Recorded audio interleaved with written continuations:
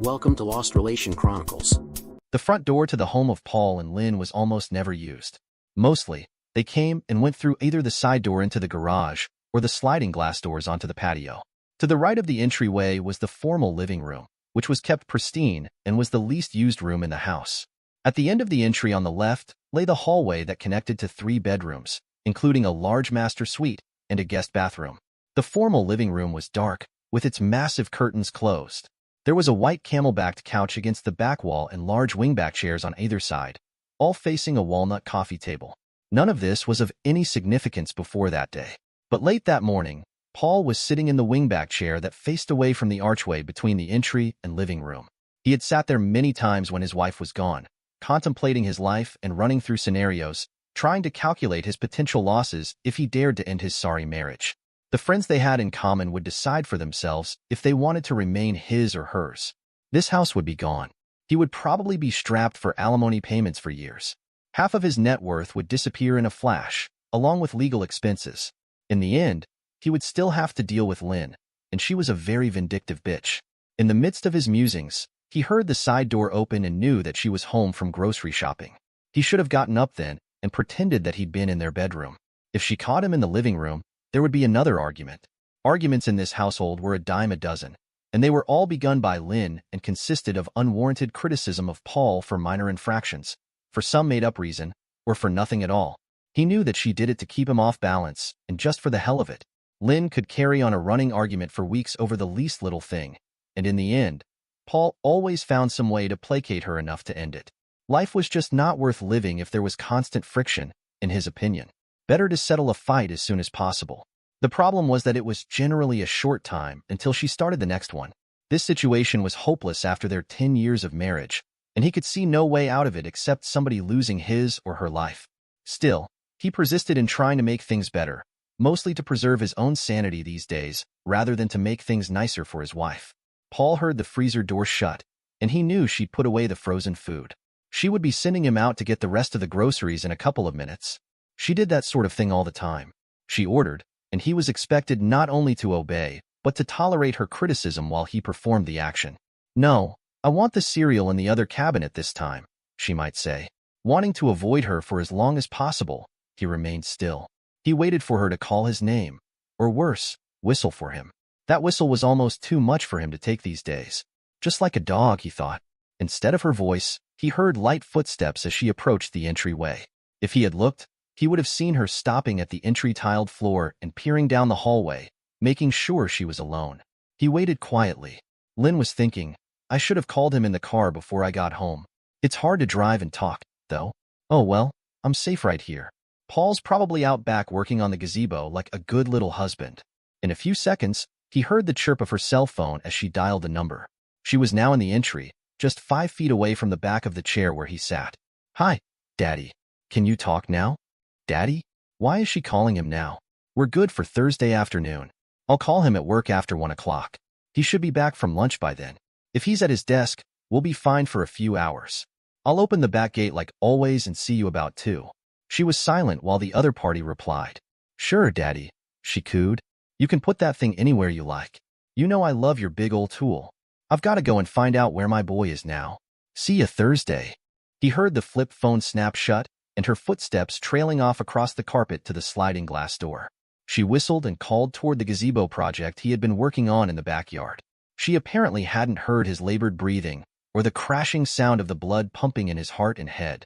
This was not Paul's first time in a tense situation, and he had automatic responses developed from his experiences in the army and elsewhere. First thing, don't panic. Unless you are discovered and actively under attack, use your knowledge to your own advantage and choose your own time to engage. Make your face blank. Control your breathing. Maintain. Be normal. Paul stood and walked into the den. "I'm here. I was in the bathroom. I've got to run to the hardware store and get parts for the gazebo," he said as he crossed the den toward the kitchen and the side door, trying not to look at her. He was amazed that he had been able to get those words out of his mouth. He was amazed also that he didn't have his hands around her throat at this moment. She turned to look as he strode by her and caught the redness in his face. "You need to wear a hat out there. You look like you're really getting sunburned. I don't want to look at your skin peeling off in a couple of days. By the way, there are groceries to bring in. Do that before you go anywhere, and don't be gone all day." She dropped her phone into her purse, which was on the kitchen counter, and headed out the back door to inspect Paul's work on the gazebo. There would be criticisms about it waiting for him when he returned. That was Lynn all over. Almost everything she said to him involved a set of marching orders and an implied or explicit criticism. As she stepped into the backyard, Paul retrieved her phone from the purse and looked up the last number she'd dialed. He memorized it quickly and placed her phone back in her purse. Then Paul brought in the groceries, put them away, and drove off in his small pickup truck. But he didn't head for the hardware store. He stopped at a local park a couple of blocks away. For the first 15 minutes, he went over and over the short conversation he'd just overheard. He wanted to rehearse it in his brain so that every word was memorized. To be sure, he made notes. There was no doubt at all what it meant. No room for mistake. His wife was having an affair, and she was doing it in his house, probably in his bed while he was at work. He was furious knowing that he was subsidizing her infidelity, working to support her while she cheated on him. Who was the guy, the one she called Daddy? It wasn't her real father, because the area code was local and her parents lived 1,000 miles away in California. In the early days of their marriage, she sometimes called Paul Daddy when they were making love. She had long since ceased doing that, but he remembered because it had seemed a little odd to him. He had initially thought that maybe she was signaling that she wanted kids, that she wanted him to be a daddy. But she had seemed relieved when, a couple of years into the marriage, they had decided not to have kids. She was definitely a daddy's girl, though. Then he began to think of practical matters to determine what his best course of action was. She was going to let her lover in the back gate on Thursday. That meant he would be walking down the alley. He could ambush him there, but what would he do with his cheating wife? If her lover was walking, his car had to be somewhere nearby. It hit him. Her lover would probably leave his car right here at the park. Who was this guy, and how could he find that out? The obvious thing would be to call the number he got off her cell phone. He could have someone else call it, as if by mistake, and try to get him to say who he was. A woman would be most likely to get that info. Who did he know that would make the call? Who else might know about this? That answer was simple. Lynn's best friend was Sue, and if Sue didn't know about it, he didn't think anyone else would either. Maybe Lynn's sister would know, but that was doubtful. Ever since she'd been ostracized by the rest of the family for her messy divorce, she and Lynn had not been close. Could he ask Sue? He had known her as long as Lynn had, and Sue had always been his friend, too. But women could be more loyal to each other than to their spouses sometimes. Sue was married to Nick, who was 15 years her senior, and the pair seemed to be the most loving couple in the world. He figured that Sue would tell Nick almost anything. Would she tell him about Lynn, though? He counted Nick as a friend. They weren't close friends, but Nick was an upstanding guy, and he would have thought Nick would have told him if he'd known about something like this. Paul decided to try Nick. That meant a drive to the golf course, where Nick, who was semi-retired, donated time on Saturdays as a sort of goodwill ambassador for the course, in exchange for a free round of golf during the week when the course was not full. On the way over, he planned his approach very carefully. He couldn't just blurt it out. What if the news got back to Sue and then to Lynn? He had to be cagey. Nick, I have a hypothetical question for you. Paul was riding in a golf cart with him as he went to check on conditions at the 7th hole. If you were to have a confidential conversation with someone, would you feel obliged to keep it confidential, or would you share it with Sue? Nick gave him an odd glance and drove on several yards. Are you asking me to keep a secret from Sue? I guess I'm asking if you and Sue always share what you hear from other people, even if you hear it in confidence. It's just a hypothetical. Nick pulled over onto the grass. He turned to look directly at Paul, almost expectantly. Do you have a specific question for me? If you do, ask away, he said, with the same strange and intense look on his face. If I do ask a question, can you keep this conversation confidential? Here's what I'll promise. I will never mention it unsolicited. But if Sue asks me, I won't lie to her. That's how I operate, Paul. I can keep a secret, but I won't lie to my wife or to a friend. Nick obviously knew something, and Paul felt that he wanted to tell him. He composed himself and put the question. Nick, do you know anything about an affair my wife may be having? May be having? Technically, no. Let me rephrase. Do you know anything about an affair Lynn is having or has had in the past? It came pouring out of Nick like a dam bursting. It was last New Year's, at the Holden's party. They were just about to do the fireworks display, and everybody was outside. Sue had gotten ill from the champagne. You know she hardly ever drinks. She went upstairs to the bathroom on the landing. She heard someone trying the doorknob while she was getting sick in the toilet. When she washed up and left the bathroom, she heard noises coming from down the hall, where it turns toward some bedrooms. She was afraid that someone else might be ill, and she walked down there and looked. Lynn was up against the wall at the end of the hallway, and some big dude was, well, there's no good way to say it. He had her against the wall with her legs wrapped around his waist. Lynn saw Sue standing there, and she smiled and did a little wave off, like, get the hell out of here. On the way home, she told me about it. Sue and Lynn are old friends, as you know, and she wanted to talk to Lynn before we decided to do anything. I said we should tell you right away. In the end, she had a talk with your wife, who told her that it had been a one-time thing, due to alcohol and a spat with you, as well as very aggressive moves from the guy.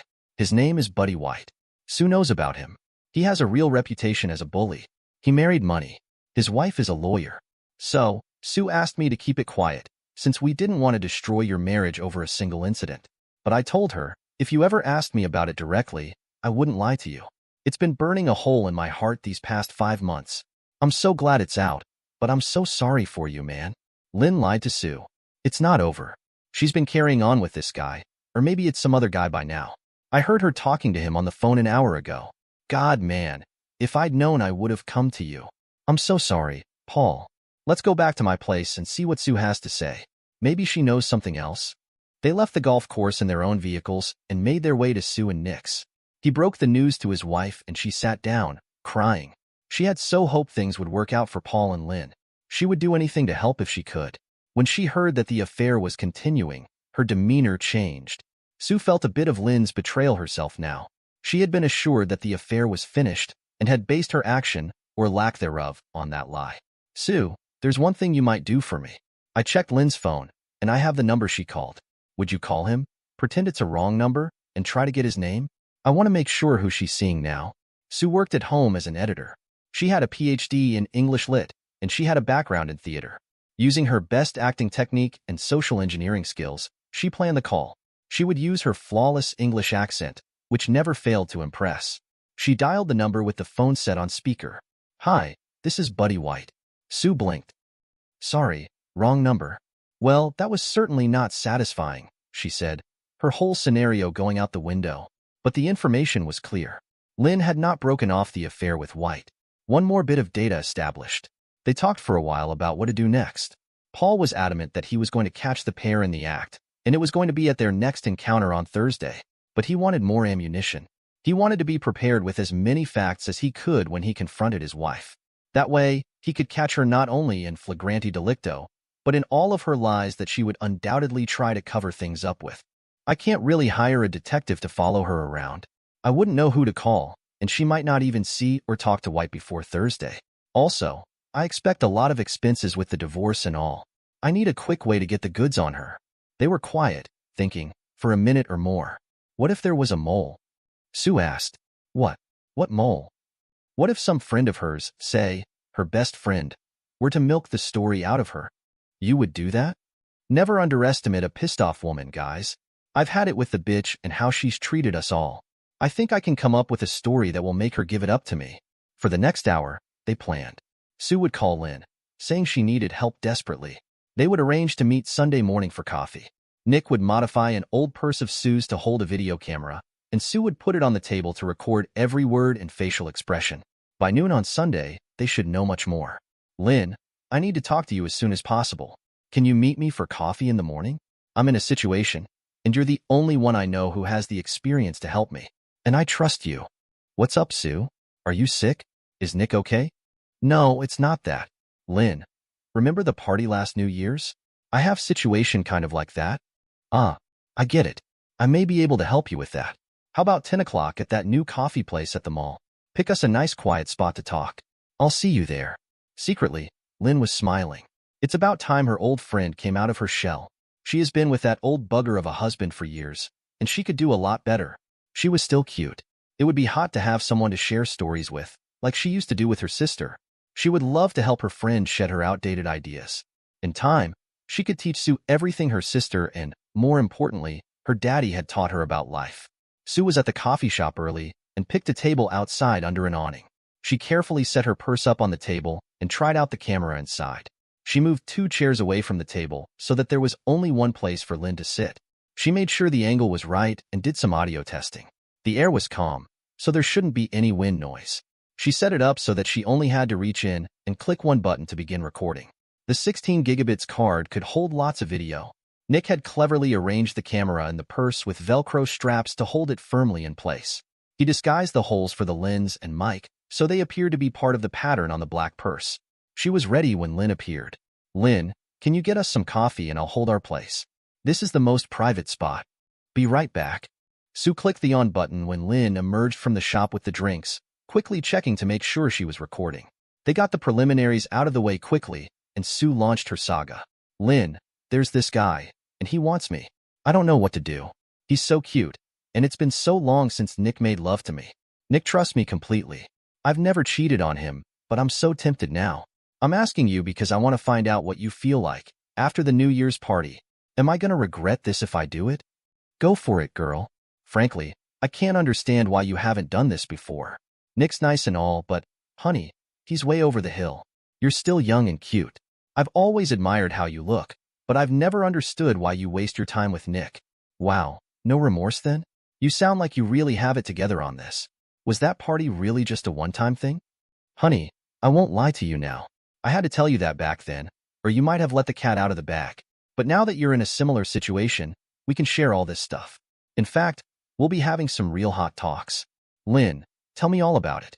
I'm so excited by this, now that I'm thinking about doing it myself. Where did it all start with you and Buddy? Are you two still doing it? You should see the look in your eyes. If you're not wet right now, I'll bet you will be in a few minutes. Okay, here's the story with Buddy. We actually met 2 months before that, at the Holden's Halloween party. I was wearing that leopard outfit, remember? Buddy kept eyeing me for the first hour or so, and I eyed him right back. When his wife was helping with the trick-or-treaters at the front door, and Paul was out back by the fire, Buddy came up beside me and whispered to meet him on the landing in 5 minutes. I just nodded my head at him. You know how big and crowded that party was, and the house is huge. It was easy to go back along the dark hallway and climb up to the landing. Nobody was around, since all the action was downstairs. When I got up to the landing, Buddy kissed me hard and then led me into the bathroom and locked the door. I had my leotard off in 2 seconds, and he screwed me sitting on his lap on the commode. That's what I like about him. No bullshit. No I love you. None of that romantic crap. We did it probably 20 times between then and New Year's. We were trying for a repeat of Halloween that night, but you were in the bathroom, so we had to go down the hallway. I would have done him in one of those bedrooms, but the Holdens had the doors locked. So, it didn't end there, did it? You're still doing him? Damned right, honey. He blows me away. Matter of fact, I'll be doing him next week, in my own bed. Wow, that is wild. But what about Paul? Don't you feel a little bad for him? Sue, Paul is a husband. You can't treat a husband like you do a lover. They serve totally different purposes. Paul is there to do what I want him to. Buddy is there for good sex. Now, I'm not saying I don't ever enjoy sex with Paul. Hell, after a good session with Buddy, I like to have cool-down sex with Paul. You know, when Buddy has made me a little sore, I get Paul interested that night and he'll do an easy sex and get me off. Of course, I'll be thinking about the royal sex I got earlier, but Paul never knows that. Sue, here's what I think about Paul. He was a good husband choice because I knew he was always going to be an okay provider.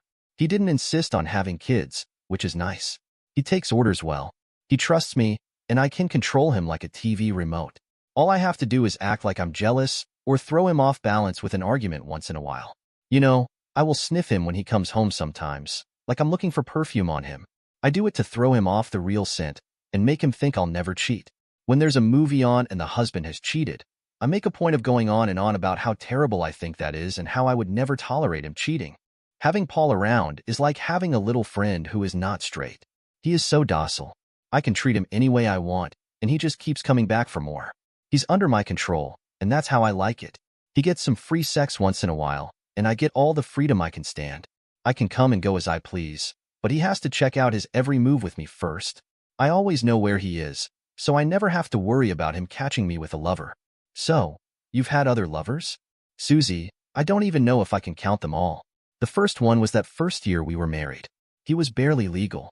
He was staring at me in the supermarket, and I just picked him up. He never even knew my real name. I bounced around hotel rooms with him for 6 months, until he got too clingy. Gotta watch that with young guys. I did a bunch of one-offs after that. Once, I had a salesman friend who liked kinky stuff. That was a good one because he only came to town a few times a year. I've kept Buddy busy for longer than almost any of them. Like I said, he's a hound with a hole-splitting tool. And he's married to a woman who is apparently clueless. She works and he plays around. He can come see me almost any time, and I'm in control of that. So tell me about your new conquest. Where did you meet him? Sue ran through her prepared story about her fictional paramour, Rod. The details are not important, but her performance was impeccable. She had Lynn believing every word and encouraging her to take full advantage. Lynn, I just can't get over how in control you are. I don't know if I can treat Nick the way you do, Paul. Honey, in the animal kingdom, you have your dominant individuals, and then there's the rest of the pack. They take orders, you give them. The drones exist to service the queen bee. I'm the alpha dog with Paul, and I wouldn't have it any other way. The alpha gets her choice of mates, and so I take that privilege because it's mine. He could have taken that spot in the pecking order if he'd had it in him to do so, but he didn't.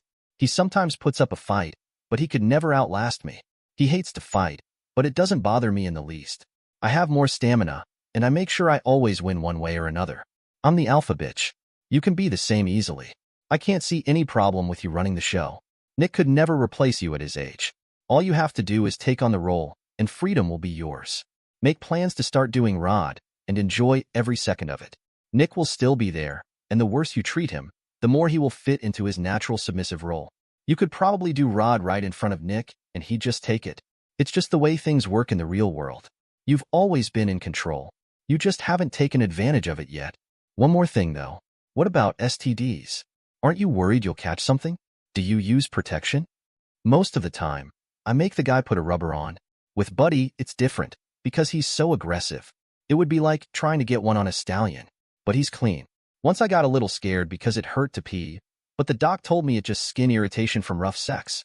She said, tell your husband to be more careful. I laughed my butt off at that one. There was one time I actually did get infected. Gonorrhea. It was awful. I had to take an injection and pills for a couple of weeks. After that, I was more careful. How did you keep that from Paul?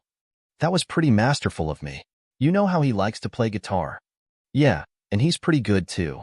Whatever. Anyway, he told me he was going to jam with his pals. He was expecting me to tell him no, because I never let him out of the house alone. I just looked at him deadpan and said, if you really feel that's what you should be doing. I didn't tell him he could or he couldn't. I gave him the choice, and he went to the jam. When he came back, wham. I nailed him with a running argument for 2 weeks while I took the antibiotics. If he hadn't gone, I could have turned that into an argument too, and I never have to say no to sex with him, because he won't initiate sex if we're fighting. He can't just screw me like a normal guy would. We have to be all lovey-dovey, or he doesn't initiate. At that point, the women had been talking for a long time, and Sue was antsy to get the recording back to Nick and Paul, so she thanked Lynn profusely and left for home. The conspirators sat there appalled as the video rolled. Sue and Nick could hardly recognize Lynn, because she was never so hard on Paul when there were other people around. Paul was shocked, but not nearly as much as the couple. He had come to know that Lynn was capable of almost anything. The one thing we haven't talked about is Anita White. Sue, do you know anything about her? She must know the a-hole cheats on her. I feel obligated to let her know that he's screwing Lynn, just in case she doesn't know. But if she does, she might be okay with it, and she might warn him off and ruin my sting. I've only talked to her at a couple of parties. She puts on a good face, but she seems deeply unhappy some way. With her husband's reputation as a bully, I'm wondering if she is totally cowed by him. It would be a big risk to let her in on what you're planning to do. She really might blow the whole thing, and you'd have nothing but this video. If she cooperated, on the other hand, she might be able to help put the man out of commission. Maybe I could help with her, too. If she gets a call from you, then she knows you have them in your sights. I could just talk to her in a general way about his cheating and feel her out to see if she would likely be on your side or his. You did a great job with the video, so I trust you to handle Anita White. The sooner the better on that, because it will affect my plans. All right, folks. I thank you for your help. When I hear back about Mrs. White, you two are out of it. I won't involve you in what's coming, and it's best you don't know any more details. Paul, you won't do anything stupid, will you? Asked Sue. You mean, like the stupid stuff I've been doing for the past 10 years? No, I mean something violent. Paul didn't answer her directly. I'm going to handle this the only way I know how.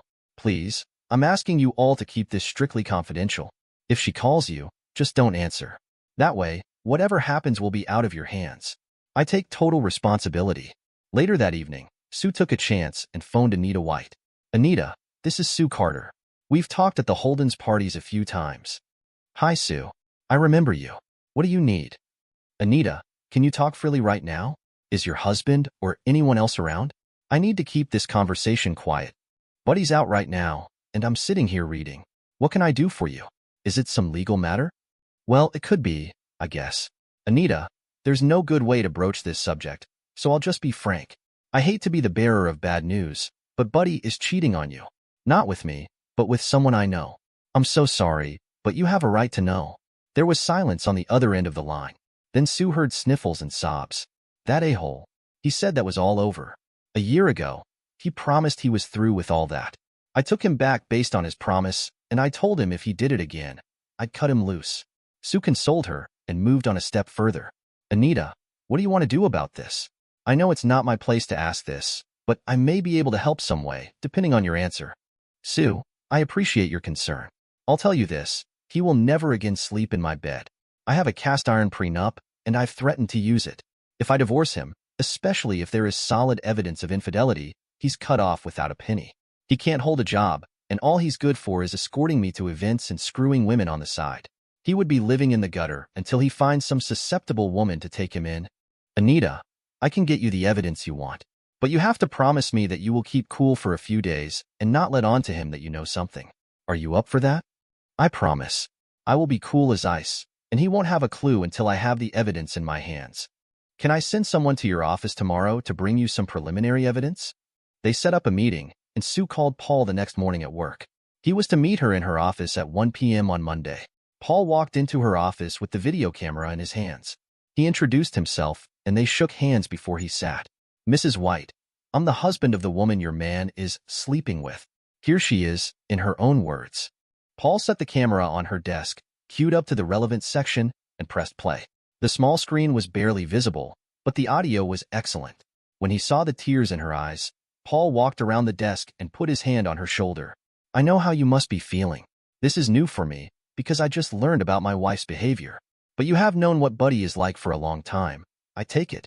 Anita, I'm planning something, and I'm asking you if you want to be part of it. It's going to happen, no matter what.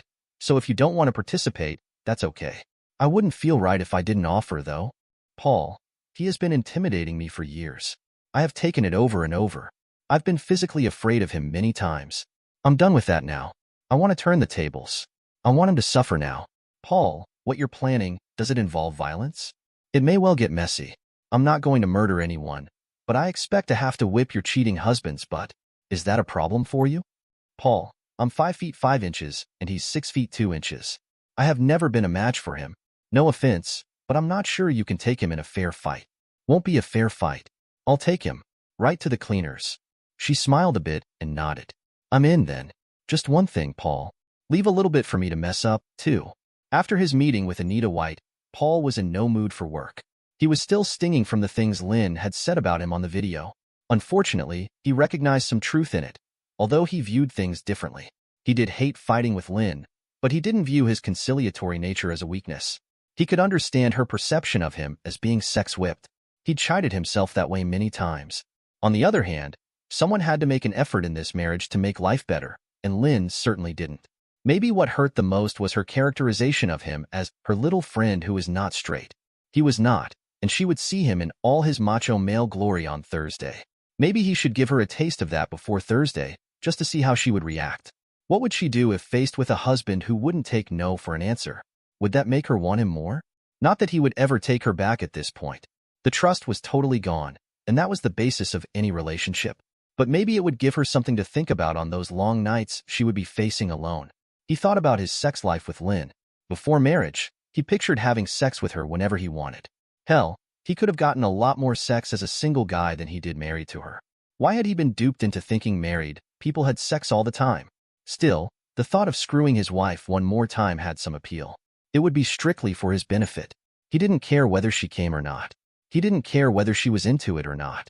Give her something to remember, and give himself some of his pride back. If he were going to do it, it should be that night. If he were as rough with her as he thought he might be, she'd need time to recuperate before meeting her lover on Thursday. He definitely didn't want her to cancel that date. His final decision was made on the spur of the moment Monday night as they sat reading in the den. All evening, she'd been picking at him about one small thing or another. The gazebo project wasn't finished yet. Why not? When was he going to correct the list of problems she'd given him? Just the usual jabs and needles. He couldn't concentrate on his book. He looked at her over his reading glasses. Can you just shut up? I'm trying to read. She went into a tirade, trying to bury him in rhetoric, to win by volume of words, as she usually did.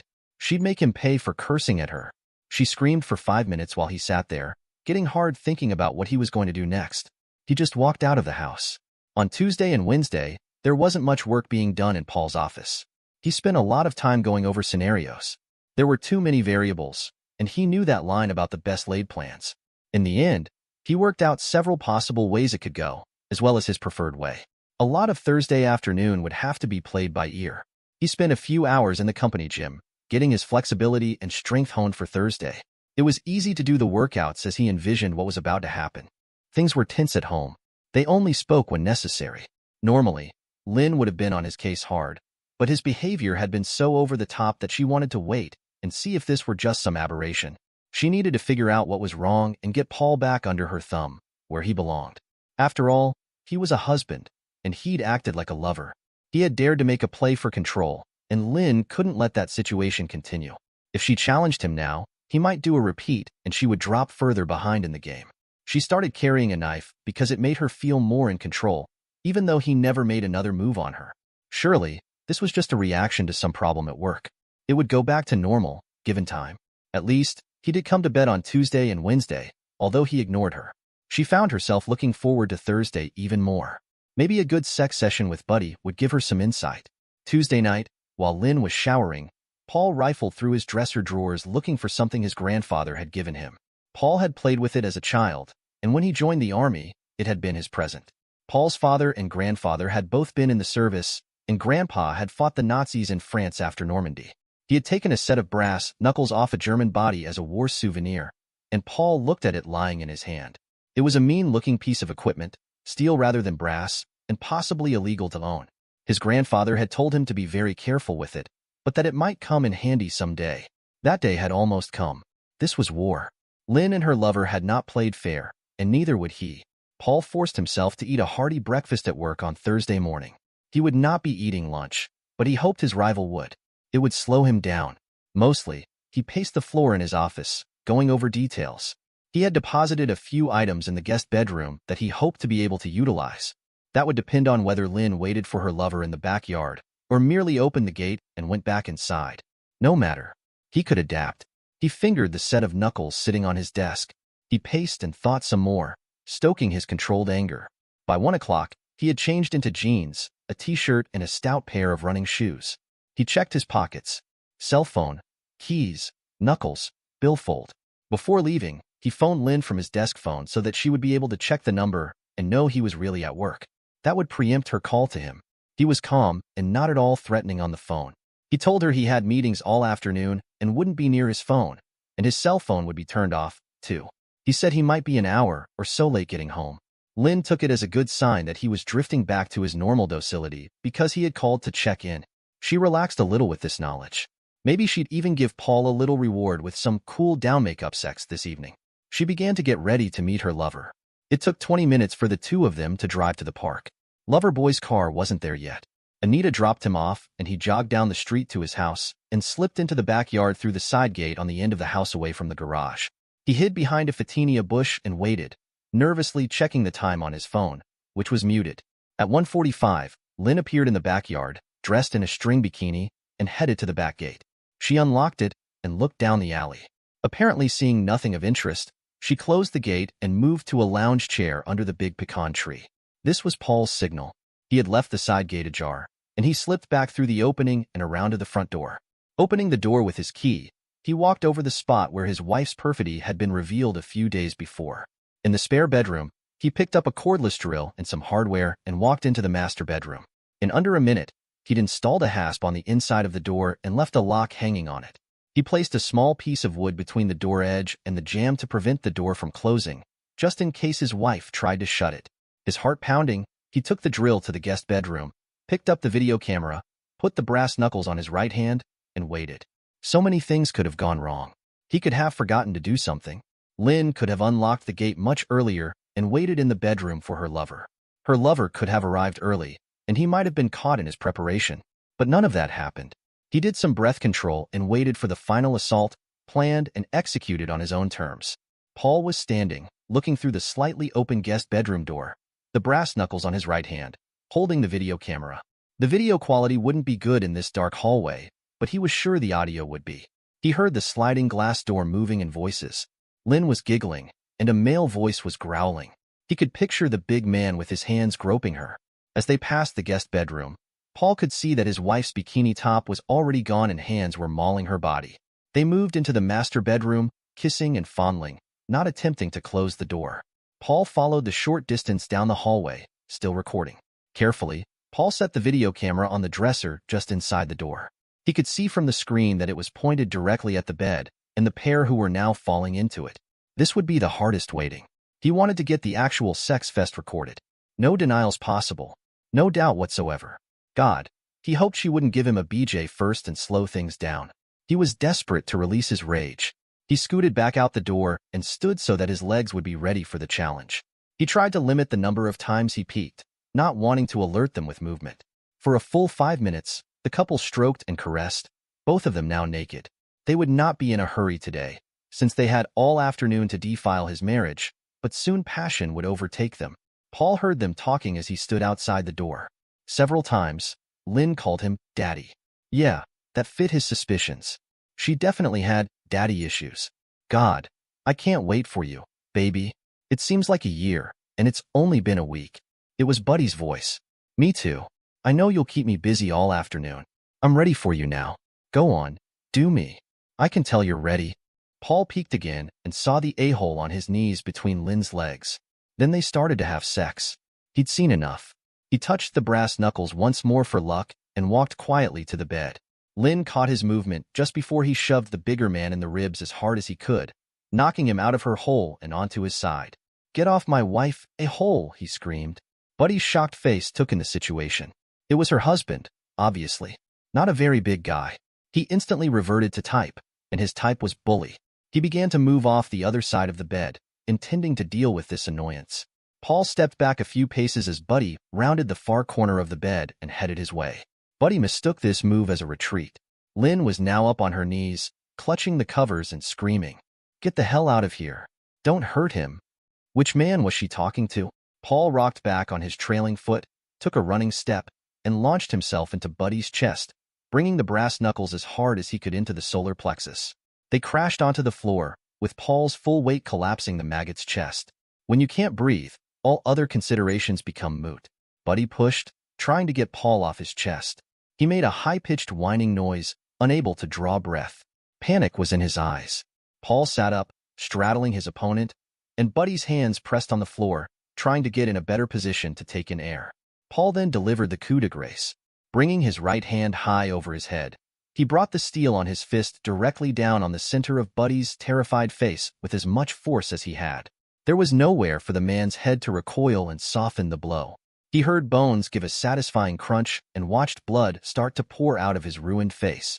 Buddy's attempts to breathe were further hindered now by the blood flowing into his mouth and throat, and he was totally incapacitated. Paul got up and walked toward the door, satisfied with this first phase. He had been ignoring Lynn's screaming, but now he heard her words. What are you doing? Are you crazy? Get back here and help him. He realized that she thought he was leaving, running away. That was according to plan. A little psychological warfare.